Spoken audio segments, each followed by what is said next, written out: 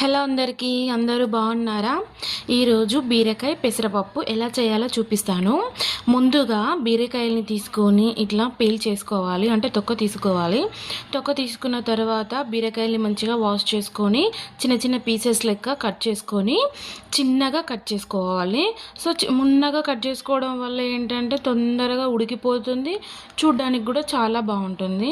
So ఇలా బీరకాయల్ని మంచిగా cut చేసుకున్న తర్వాత చూడండి, బీరకాయలు ఈ సీజన్లో చాలా లేతగా వస్తాయి. సో కూర అనేది కూడా టేస్టీగా ఉంటుంది. సో ఎప్పుడైనా బీరకాయ కాకుండా బీరకాయలో కొంచెం పెసరపప్పు వేసి వండుకోవడం వలన కూర అనేది కొంచెం టేస్టీగా ఉంటుంది. ఓన్లీ బీరకాయ అనేది అంత బాగోదు, టమాటా వేస్తే కూడా బాగుంటుంది, కానీ బీరకాయ పెసరపప్పు అనేది చాలా బాగుంటుంది. సో బీరకాయలన్నిటిని ఇట్లా మొత్తం చిన్నగా కట్ చేసుకున్న తర్వాత ఇప్పుడు స్టవ్ ఆన్ చేసుకొని ఒక బౌల్ పెట్టుకొని కొంచెం ఆయిల్ వేసుకోండి, కర్రీకి సరిపడా. చూడండి, మేము ఫ్రీడమ్ రిఫైన్డ్ సన్ఫ్లవర్ ఆయిల్ వాడుతున్నాము.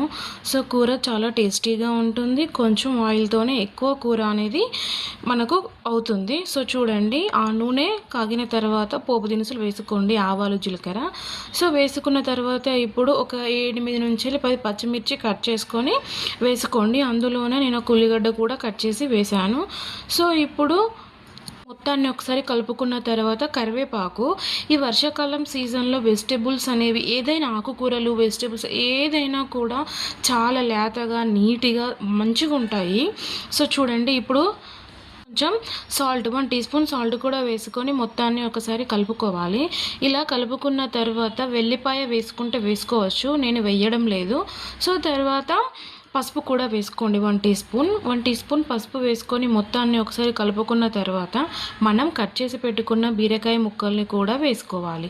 సో ఈ బీరకాయ ముక్కల్ని వేసుకొని మొత్తాన్ని ఒకసారి కలుపుకున్న తర్వాత చూడండి, ఇది బీరకాయ కర్రీ అనేది హై ఫ్లేమ్లో కాదు, సిమ్లోనే ఉడికితే మంచిగా అడుగంటకుండా మాడిపోకుండా ఉంటుంది.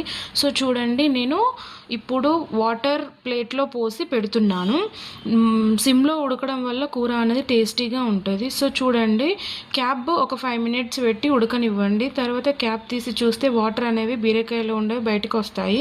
ఇప్పుడు మనం కొంచెం పెసరపప్పు ముందే నానబెట్టుకోవాలి. ఆ నానబెట్టుకున్న పెసరపప్పును కూడా వేసుకొని సిమ్లోనే 10 to 15 మినిట్స్ ఉడకనివ్వాలి, అంతే, దాన్ని ఏం అనకూడదు. సో చూడండి, 10 to 15 మినిట్స్ తర్వాత బీరకాయలు పప్పు అనేది మొత్తం ఆవిరికి ఉడికిపోతూ ఉంటుంది. సో చూడండి, ఇప్పుడు ఇలా కలుపుకోవడమే.